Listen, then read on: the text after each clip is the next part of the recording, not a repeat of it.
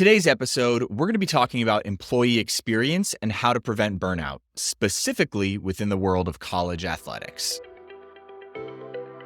From Engagement, I'm David Millay, and this is Flip the Switch.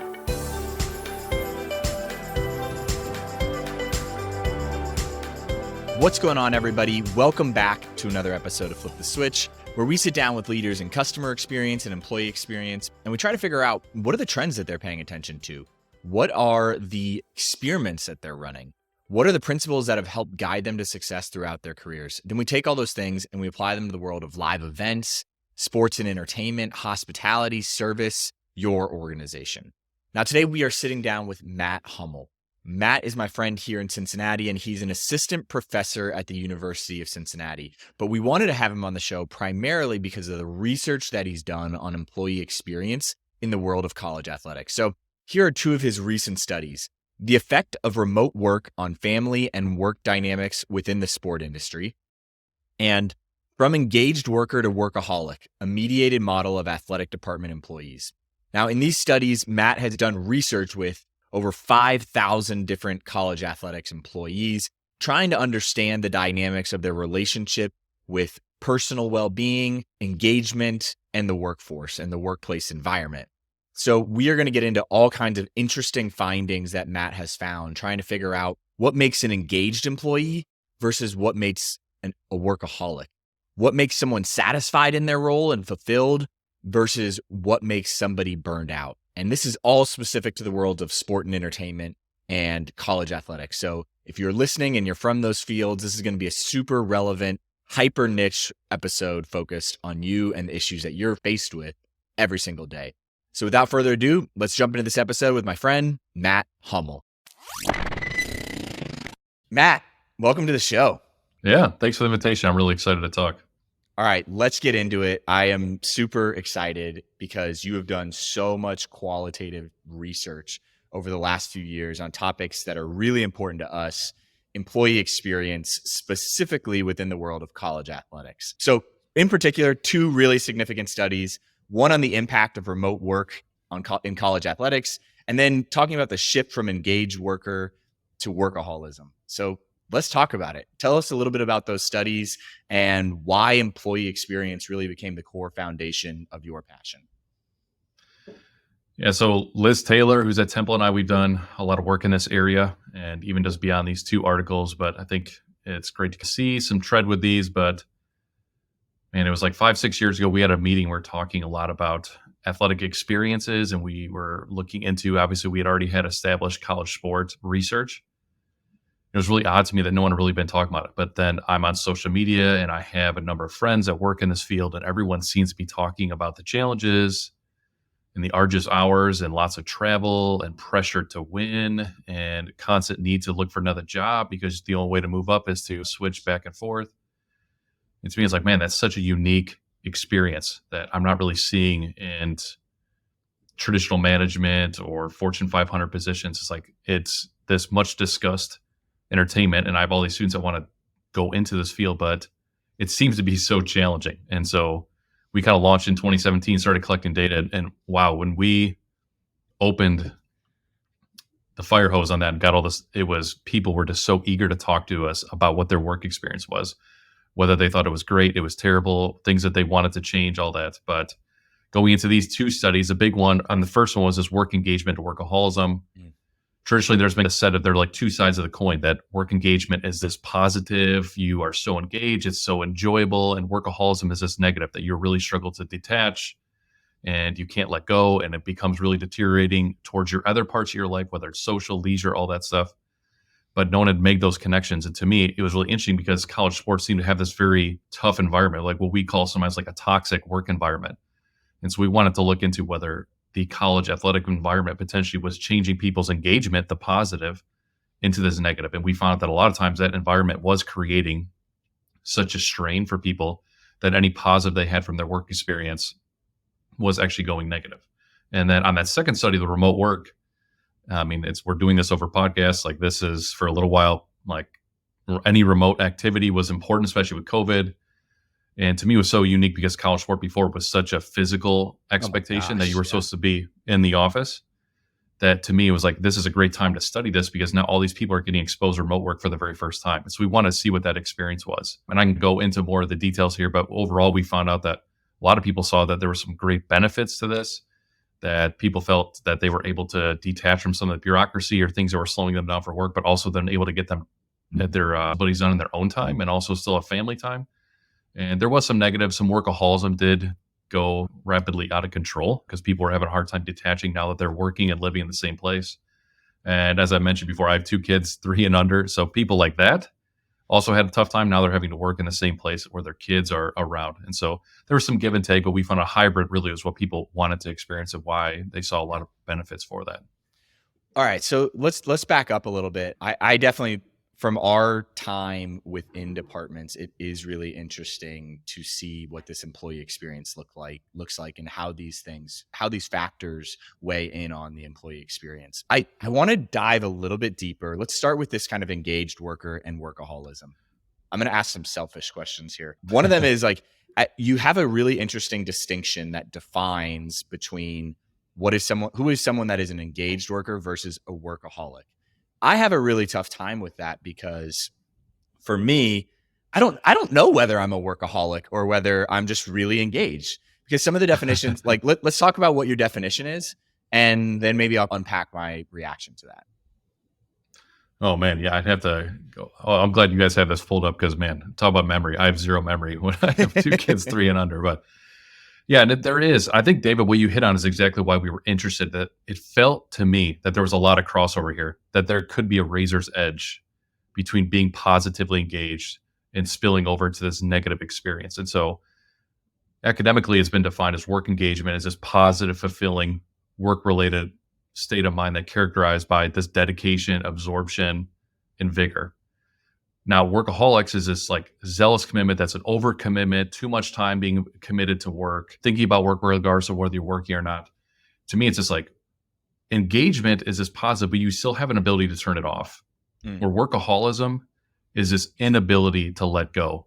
That even if you passed something in the past, or you've already completed a task, or you feel comfortable with word, you put people in a position to succeed, that you still cannot let go. That even when you're at home or 1 o'clock in the morning, you still have to check your email. Like that's not engagement. You're not doing that because you are positively feeling that. Just because you cannot let go. There's addictive properties to that. And whether we want to view that as a behavioral addiction or not, there is definitely some crossover. If it's going off to the point where you just can't let go, whether it's a positive or negative experience. That makes sense, and that definition makes me feel a little bit better. I think I'm more of an engaged employee than a workaholic, but I mean, again, does an addict in the early stages know that he or she's an addict? I don't know, but yeah, I mean, it's because for me, I'm like I walk around and everything that I see is through this lens of customer experience or employee experience. Doesn't matter where we go, and it has always been really interesting for me when I've been in a relationship or with friends. I'm like, I don't want to go sit in the seat. I want to go walk around the concourse and see the sponsorship activations. And I want to stand at the gates and watch how they're greeting people. I think to me, that's more engagement because I can shut it off when I want to. But again, maybe I'm constantly thinking, I don't know. But it is this really interesting razor's edge. And I love the way you guys have defined it. And I think it's an important question for if you're working in college athletics or anywhere and feel like you're on that edge, ask yourself that question of, do you feel like at 1 a.m. you feel this need that I have to check my email, and it's more of a pressure than an excitement? And I think when looking at your research, that's some of the ways that you guys defined it as well, as a pressure versus an excitement. Is that kind of right? Yeah, and David, going off that, I'd say I think one of the things that is going to move forward in this area of research that we were able to capture is sometimes these things, well, they aren't static. That we have positive engagement to certain activities and negative to others. And so it's not so much that we're flipping between engagement and workaholism, but there's like a totality that we all are going to have stressful weeks where we have a lot on the line, or I think a lot of facility and vet management, like in the fall, their very first football game at home, like there'll be a lot of pressure on there. And I'm sure even though you may be really passionate about your job, that pressure will also probably spill over into some workaholic tendencies of constantly checking in with people and constantly sending emails late and having to work late. So those things aren't static, like they change. It's just more of what's the totality? Do you become more of those workaholic tendencies because you just can't let go even when things aren't so busy? That's when we see the challenge that I think sometimes college sport is an issue of. I'm talking to certain people in certain areas within college sport, and they do have downtimes, even if people don't want to act like they do. And it's like, can you let go then? Or can you spend time with your family then? Are you willing to take a vacation, not look at your email type things? Mhm. Like those are when tell me like, are you a workaholic? Or are you more having an issue like, or is it just more of engagement and you can unplug and actually do other family leisure activities? If I'm a leader, though, I'm kind of thinking about it. At least this is going to come from some experience working hand in hand with schools on employee experience on implementing change. If I'm a leader, one question I might ask is like, what's wrong with me having a team full of workaholics? Like, we're gonna get shit done. What's wrong with having a team full of workaholics? Yeah, so this is the simple thing of I think workaholics is a great term because everybody has heard of that, whether just it's in the general nomenclature of what's going on. But workaholism has a ton of strong correlations with burnout, work family conflict, turnover. So to me, it's just like having an office full of workaholics just means you're going to have to constantly churn out new people because some of those people will leave Yeah. and seek out better work experiences, or they might just leave the industry itself to find a completely different environment for them. And so to me, it's just more of it's important to find that positive culture. And one thing that we're not even going to talk about today that we have some papers in a review called calling on related to meaningful work, or people feel like they are really juiced up by having to work in college sport. And this all kind of stems from my favorite article on zookeepers, which I don't know anything about zoology or zookeepers at all, but zookeeper speaks to me of having young kids of, yeah, I could see like my son saying he loves animals and would love to be a zookeeper. So it's like one of those like indelible passions that we have from a young age. Sport is very much like that. Everybody, lots of kids want to be an athlete or work in sport. So to me, there's lots of passionate people in our field. They feel called and they're living that calling. Mhm. But we also need to make sure that our environment isn't so toxic that people then decide that their calling isn't worth the experience that they're having on the day to day and seeking out other areas. So that's why to me, it's more of you need to create the best positive environment you can, put controls and parameters to make sure people don't spill off into the deep end. And you're going to get the same performance as essentially you're getting if you have a bunch of workaholics. And going further from that, David, we actually have a paper in review right now where I wanted to look at that exact thing you looked at of I hear a ton about people saying hours. Like we just need to work harder. And it was driving me nuts. Every time I feel like a football coach had a bad season, it's just like the answer was, we're just gonna work harder. And it's like, okay, like at some point your work harder is going to be 1,000 hours a week. It's like something that's undoable. So we actually looked at how many hours people told us they were working per week and actually compared it to their team success if they were a coach, and then program like department success if they were an administrator. And we found out that there was no significant relationship whatsoever. It was actually even slightly negative, even though it wasn't significant. That there was no benefit from actually working more hours. So that's like the big thing that I'm trying to give a pushback for administration of more hours is equals more success. That the secret sauce for Nick Saban isn't that he works 10 more hours a week than everybody else. So secret sauce is being more efficient and trying to make sure people have some time to recharge their batteries. I think that point is huge, and to me, all of this comes back to money. I mean, this is my sense, right? And that's why our company is called Engagement. It's not just about creating employee engagement or customer engagement because it's nice to have. It's because if you do those things, it will net you more money at the end of the day. We talked about turnover as being one of the core reasons why we want to avoid workaholics. And that is huge because turnover, in my mind, is one of the leading hidden costs or hidden destroyers of a company because you're spending so much time and money on trying to recruit new people. It takes them 6 months to a year to get up to speed to where the person was before, depending on what the level of the role is. And if you're not focusing on those things, you're not actively measuring those things, you won't notice those costs. And so you'll just continue to say, well, let's work harder. Let's work harder. And that's not going to get you there. I loved your point about Saban saying it's more about being efficient with our time and how we work and effective with how we work than the amount of hours that we're spending. And David, going off of that, like that is kind of the big thing that I'm trying to get across is there is that financial cost of searching, but also it's like all the people in athletics have to search for these people and do interviews. It's like there's also a big time loss. It's like No even though it question. doesn't show up on an accounting paper, it's like even though you're losing money on that, you're also losing a ton of time that all these people are overcommitted. Now they have to help you search for the next person because you burned it out. And it's like, and then there's like institutional knowledge loss. Like there's a lot of negative hidden costs that people don't pay attention to that do pile up on culture issues or workaholism and burnout issues over time. Yeah. I mean, it's just, I mean, the amount of money that gets lost in that and not accounted for is staggering. I'd love to see you guys do a study on that.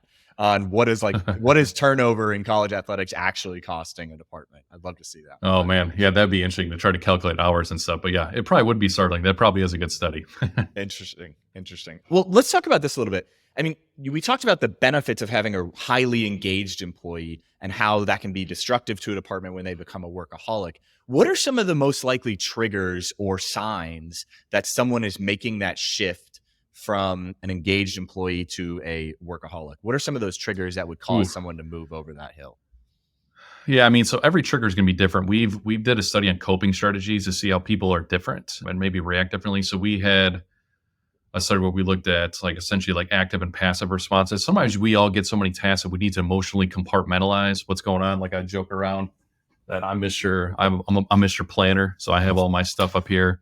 And like to me, that part of that is a passive activity that I need to build what I need to do. But other people really like to dive in and do those things right away. They don't want to think about it or how the structure is and all that stuff. And we looked at how some of those people with those coping strategies will have different responses to stressful work environments. So part of it is going to be knowing your employees, how they respond to stress, who's going to be successful, who needs the time to potentially deal with more task-oriented activities. So for me, it's more of know the people that could be your big thinking projects and maybe need less small tasks, but more big tasks because they can essentially build some of the plans for what that is. And then also know the people that are more like, hey, I don't need the time. I'm not someone that's equipped right now to go through the mental cartwheels to go through this. I'm someone that wants to dive in and just get like the task done. So it's really going to depend on that. But yeah, part of it is like a lack of unplugging. And so if you have someone that's constantly emailing you late at night, that becomes a question of like, hey, how can we build a healthier work environment where you can get this done at a more reasonable time to what's going on? But also know that everybody's a little bit different. Like some people have young kids, maybe midnight is their time to send emails. So it's like, okay, how can we design an environment where you have less pressure during the day, but you still just do the family stuff have to get that. So to me, it really boils down to know your employees, know what's successful for them, ask them what time is going to be effective for you. How can you be effective to engage with us? What are ways we can help you unplug and move on? Like those are things. I don't have a ton of like, hey, these should be department-wide implement policies. I have some, but those are where things can get a little bit tricky, and it's better to just focus on what can help each person or each unit to be successful. We see this all the time on LinkedIn or other platforms where someone will put out a poll and be like, what's better, work in the office, hybrid work, or remote work? And to your point, it is very different for each employee. And as a leader, it is your job to get to know your individual employees to figure out what is going to work best for that person, what's going to work best for my team. And it's because it's so different, campus to campus, team to team, department within department. And I love your point of just like get to know your employees and figure it out from there. I think going to that, I think it's important to collect information on that. So like in our remote work study, we found people with young kids were dying to get back in the office because they needed to get away from parent mode. They just wanted to spend some time where they were truly just an employee. And it wasn't so much workaholism. It just, their workaholism was parenting because it never goes away. Yeah. So they wanted a little bit of that disengagement, but their disengagement was to get more involved with work. Where you might have someone doesn't have kids, or kids are older, maybe they work in an area that can be pure remote work. That's going to be the best thing that they can embrace. So yeah, it is about finding how everyone's roles are changing in the home and leisure and finding a way that's going to be the best, like the secret sauce for them to be successful.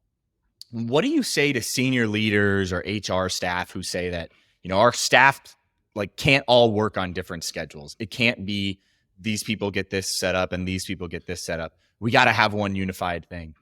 I mean, like, what do you say to that? And that they're lying. I know that's very blunt, but it's not possible. I mean, I look at around like the Pac-12 is moving to a potential, like the conference headquarters is selling. They're getting rid of their physical space. Really? They're moving. That. Yeah. So that's been going on for like a year that I don't want to say they're selling, but they're giving up their lease and they're exploring remote work stuff. I think that came out last fall or last summer or whatever. But so we've had discussions with some of those folks to potentially be successful. So it's like if an entire conference can do it, everybody can do it. I'm not saying that there aren't certain people that you need to coordinate schedules on, but I think the coordination can be done at specific times where you tell your marketing, your SID, your phone, like your fundraising people, like, hey, on Tuesdays at 11, we're going to get together with all the coaching staff people. We're going to like coordinate the time that we all do that. But it needs to be looked at the other way around. There's times that you will need to coordinate with everybody, but those times are much less infrequent than the times that everybody can work individually and go back. Like it's just like there's that. I think there's a book out there called Deep Work that I've found really interesting. That there's a lot of time that people can spend on that, and that it's still all those components still fit within college sport. To me, it's just more let people spend their own time to get that done. And when you need something to come together, that's fine. Like you can still get those things done and to make that happen. And a lot of times with people remote work are willing to make that happen. So it's just more of finding the times that you're going to need that. It's not the other way around where you need 80% of your time to be all coordinated. Let me ask this. This is probably going to go outside of the research, but I'm thinking about implementation here. A lot of times in any organization, you have powerful voices that maybe are more traditional in the college world. I'm going to call that coaches. So how might, if I'm listening to this episode and I'm seeing, yeah, I hear what Matt and David are saying, I see a lot of those like benefits to creating more flexible, personalized work experiences. How might I influence louder voices or more influential voices in my department to come alongside this viewpoint and shake their traditional, we've got to all have this set schedule and working harder is better than working smarter? Yeah, I definitely think of specific audiences. So if you bring up coaches, I'd bring up like, hey, recruiting has changed quite a bit in the last 10 years as people have adjusted to recruiting Gen Z folks that, man, I feel like I'm an old man because I remember when social media became a thing before, like it used to be just that coaches had restrictions on calls. Yeah. And then it became like, yeah, you can contact as many students, athletes as you want over Facebook and Twitter and send as many DMs. And then for a little while, it's like you restricted to that. But it's like coaches have obviously been learning to adapt to get the best talent. And so I view it the same way. If you want to keep the best talent of employees around you, you need to be willing to adjust in the same way.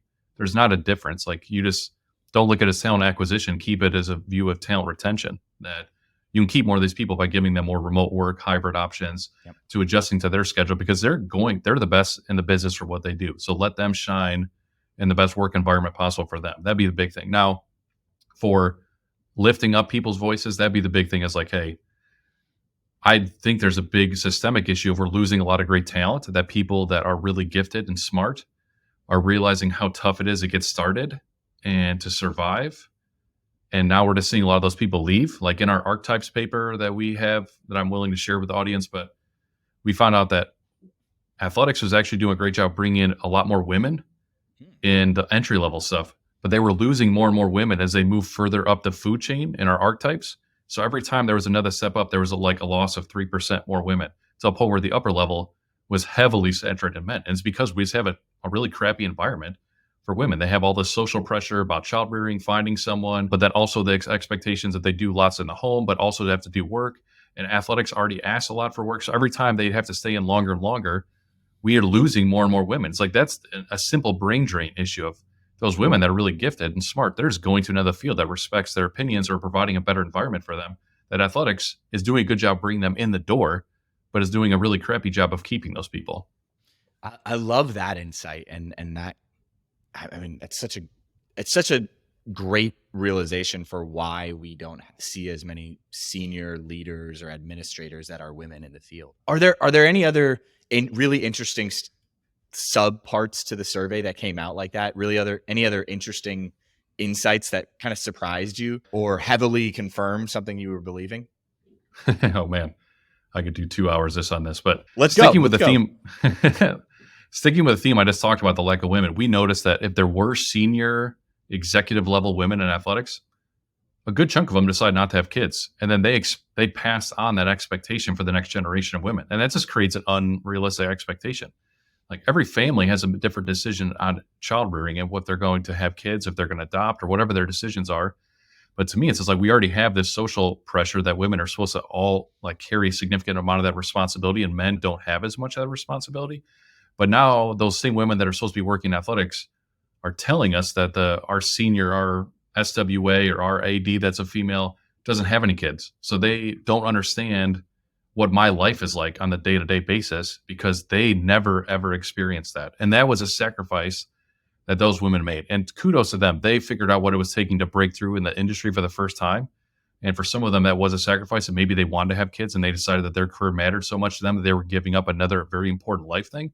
But now it's turning into those expectations sometimes are matriculating down to younger women that are in the field and being told this is what you have to do to survive. And that's an unfair burden to say that you potentially have to give up something or you have to think about your career without making a decision that's best for you. But, oh man, quotes, especially even women, we had comments where people said that like, yep, we're like my my spouse and we decided once I got pregnant that I'd put my 2 weeks in, like that they already have that family plan that they're just going to leave the industry after Wow. that. But we also have people that just like are embracing, yeah, my spouse lives 18 hours away, but it's great. Like they think that's great. It's like, wow, that's like those were back to back sentences. Like, yeah, this is the life. It's amazing. It's like, wow, it's amazing. You can't even see your spouse on the same day, even if you line everything up in your schedule. Like it's just, you live that far apart. Or people that say that, yeah, this is like, I've not furnished my apartment because I know that I'm only going to have this job for a year. And then like our coach is on the hot seat. So I've decided not to buy furniture. And so like pretty extreme situations like that beyond huge themes that we have of people giving advice and how to find better work-life balance, like who they think is the most toxic situation or like unit within their athletics that's making their life difficult. Like I have all kinds of themes like that I could put up a quote a day for the next 5 years and it'd be wild.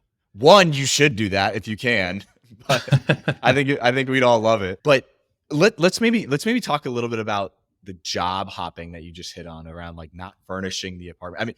I mean, we have this guest guide here with all these questions, and I might just throw it out and go off of interesting quotes that you have. Let's talk about some of this job hopping where you said somebody hasn't furnished their apartment because they know they're probably only going to be there for a year. What were some of the themes or interesting insights that you found on that topic in particular? Oh man, yeah. So part of it is on the job hopping is I could tell people realize that maybe their way of getting a promotion is to seek out another job. And so I'm just making up schools, but it's like you might be at Maryland Eastern Shore and decide that, wow, I have to jump to High Point and they're going to provide me. And sometimes it's not even about salary. Sometimes it is about responsibility. Like I can go to High Point and get the promotion that I've been looking for. And then after that, I move to UNC Asheville and that will give me a chance to then get the same, keep my responsibility, but get slight higher pay. And it's like becomes a zigzagging thing. And for some people, depending on what your interests are, you can stay in the area, but there's lots of people that realize like I might have to move from High Point to Grand Canyon University, to then Eastern Washington University, to then like Loyola. And it's like this constant move just makes it challenging to either find a partner if you're looking for like to find that or have kids and have to change school districts. It just, but also if you have aging parents, now you potentially have to live really far away from them and you have to make tough choices there. Like these are all family decisions, extended family decisions we have to make. And athletics can put a lot of pressure because there is this cultural norm to look for other jobs. Now, some people are loyal and stay, which is great, but it also leads to big salary suppression for them because it seems like in athletics, a lot of people get promotions by seeking out other jobs. And if you aren't willing to do that, then you get stuck in the rut there. But not even that. We also have people say like, yeah, I've been working so hard for the first 2 months, I haven't even bought furniture. So it's like one of those people are either not buying furniture because they think they're going to leave so quick, or some people are so busy early on learning and the pressure that they just don't seek out some basic life amenities to accomplish some of those feats. Super interesting. One, you triggered another thought for me is, we're working with different schools. We were working with one Power 5 school that's in the middle of nowhere, let's call it. And they found that they had an issue attracting people between the ages of, let's call it 27 and 35, because that's prime time where you're like, all right, I've been working for a little bit. I've been grinding, but I'm getting to this point where like I'm lonely. I want to find a partner and I'm probably not going to get it here. Right. Because we're in the middle of nowhere. And I've talked to people where they have said, I won't even consider going to work there because I know that this part of my life is important to me, developing kind of a relationship outside and starting to build a family. And I know if I go there, I got no chance of finding that. So how did you see that play up in the research at all? And tell me maybe how it manifested. Yeah. So, oh man, we had I wish I could share, but we have a spreadsheet that we would categorize. So John Smith might put in, we have a thing at the end of say, like, tell us about your experience, like working in work-life balance within college sport or whatnot. And then we would create categories depending on those responses. And so we did have one category called like extreme sacrifices. And so we had people tell us, like, I can just read one off, like, did not mention earlier in the survey, but this is marriage number 2, job demands fractured first marriage. And then we have other people that said they gave up. These are short quotes from what we had, but someone saying, I have no relationships or children because I work in intercollegiate athletics. Another person saying they gave up on getting married because they realized it's not possible. Another person, This is their quote: "Needed help understanding this back when I was married and had young children. Now I have two sons in 20s and a job that never ends, and I have no relationship with them." Like, those are just like gut punch to read those quotes. So like I mentioned, I live so far away from my wife and I wouldn't change a thing. Like person, that's like that person seems oblivious to the situation. But these other people, they see now that this environment, this culture asked so much for them and they were so willing to give it. And now they have big regrets that they missed out on this other part of their life. And we have quotes of like, I have no article to put that in. I just want to write up an article like, hey, here's some wild stuff that people seem okay with happening or now realize that they were okay for so many years and have regrets. Like saying that you got divorced because your job meant so much at the time and you have reflective, like you can self-reflect on that is great growth for that person. But also it's like, wow, that just really stunk that you realize now you made huge mistakes because this is what the job demanded and you're paying the price for those.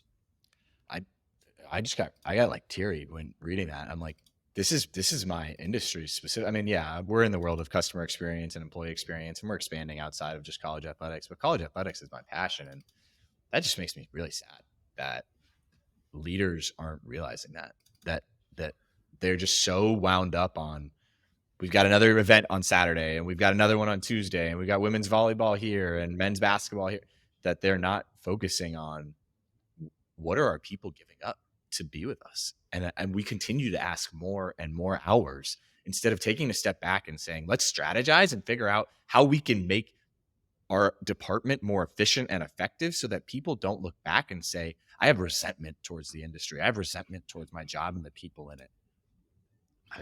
Those quotes are heartbreaking, man. I'm tearing up over here.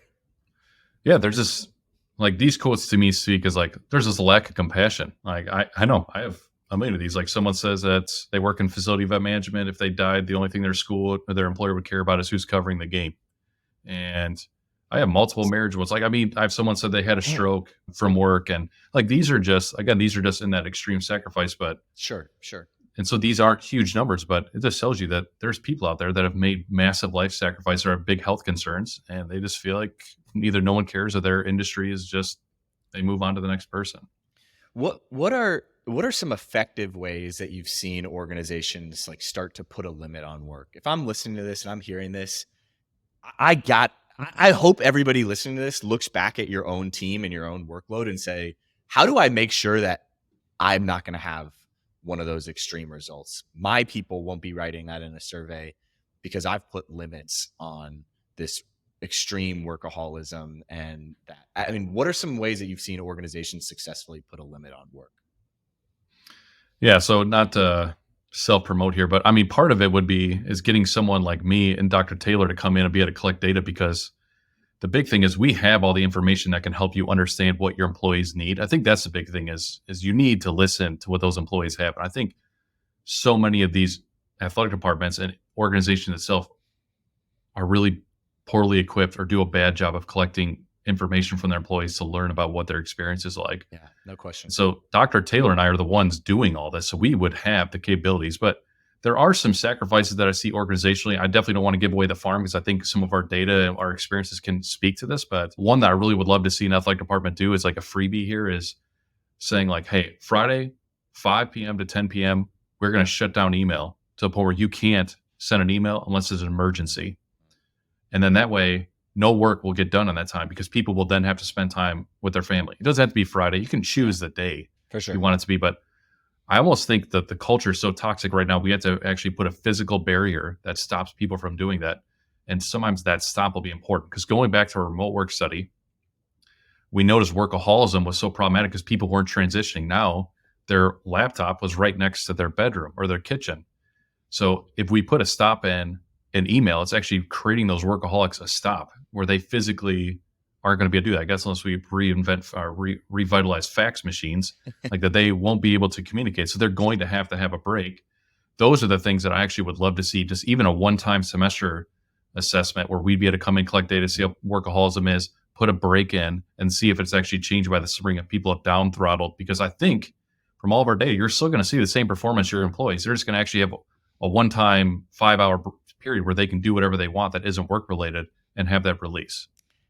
doesn't feel like a big ask. Obviously, you're probably not going to do it on Friday if you got fall football, but Yeah. I mean, everybody can, yeah. and maybe on Friday, maybe during the fall it's like a Wednesday, and then the spring you can do like Monday or whatever. But yeah, we got a tag team on a project because I'd love to come in with your data and then our implementation around things. I mean, one of like my favorite things to do as a leader, and one of the things that we often will advise, and this is pretty global. This recommendation is find an afternoon or a day during the week that is no meeting day. So no meeting Tuesday, right? We're not saying work less. We're not saying turn off from work, but we're saying no meetings so that you can actually do the deep work that we talked about earlier.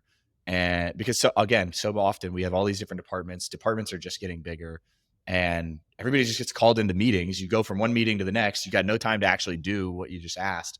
And now that pressure is building up. The to-do list is building up, but you've got no time to do it. You get a lot of the workaholism, the late night working, things like that. And so we're like, just carve out one day a week or one after. Start small. Say, hey, for a month, we're going to do no work afternoon Wednesday, or no meeting, not no work, but no meeting on Wednesday. Right? It's the same thought vein. Take small bets. Yeah. Go ahead. Yeah, that's the same thought vein of like, find a time out.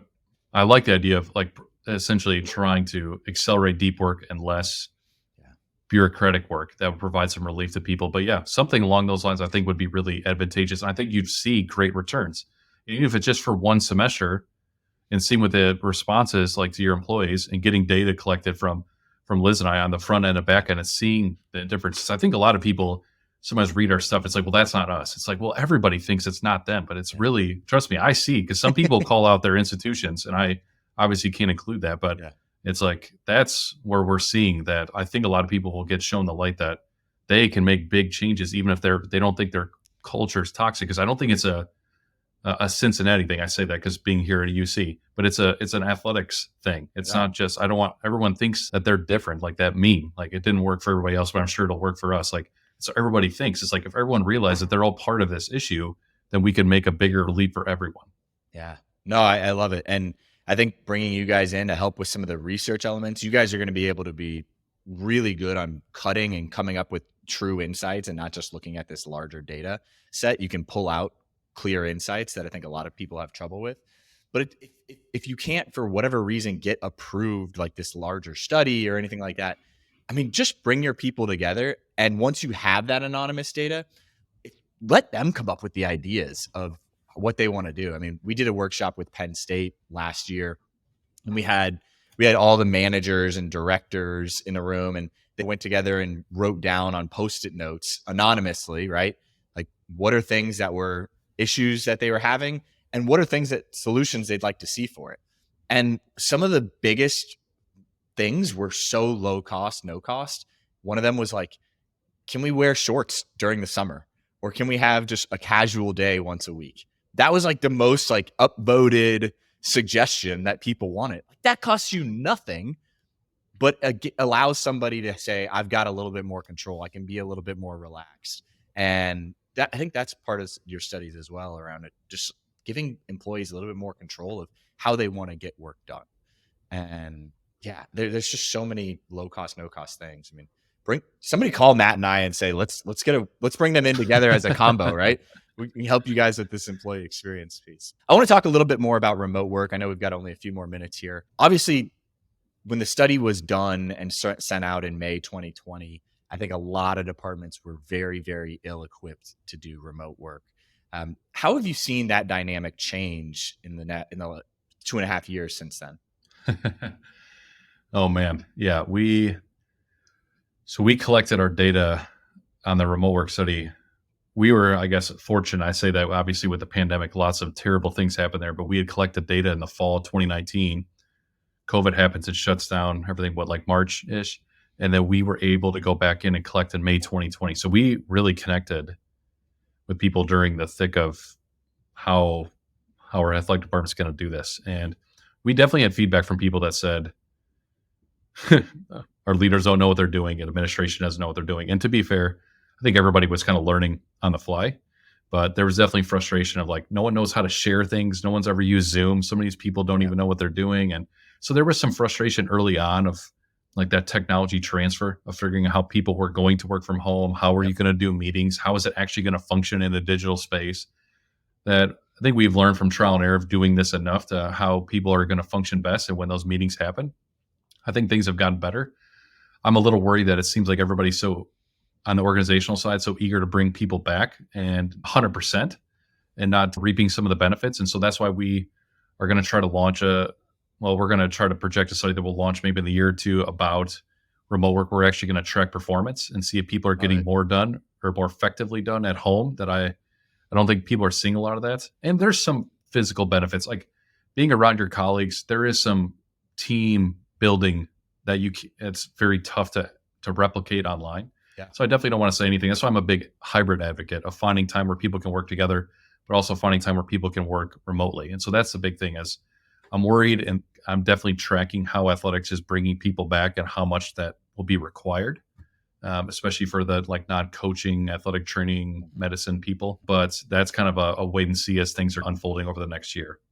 Interesting. Yeah, I think as those numbers start to filter in and you can start to put some comprehensive insights around that, I'd be fascinated to see what you find. All right, so a couple more minutes here. I want to get a hot take from you in this field. Like, what is something that you've got all the data? So give us a hot take that you feel like a lot of people aren't talking about in this space around employee experience in college athletics, and that if you share this insight, a lot of administrators will probably disagree with you.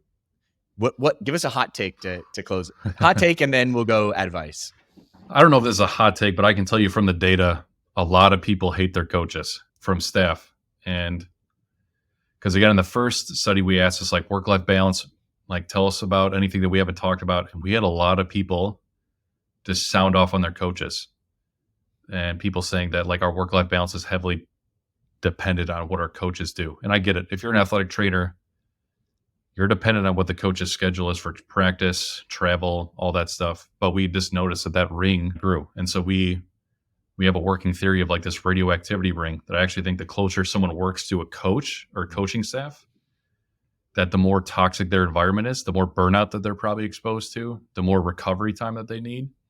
And I actually think athletics, I have to really think about what this would look like, but I actually think there probably should be a rotational piece that if you are a staff member that works closely with a coach, that maybe that there's some health benefit for them to rotate to a different staff or even away from a coach if it's not like a non-athletic training staff. But if you can get a lack of exposure to that would be good. But yeah, I'm calling this like a working theory of like a radioactivity ring, that the closer you are to this explosion, because coaches do, and it's not even just so much coaches as persons, the culture about coaching and the pressure to win is extreme.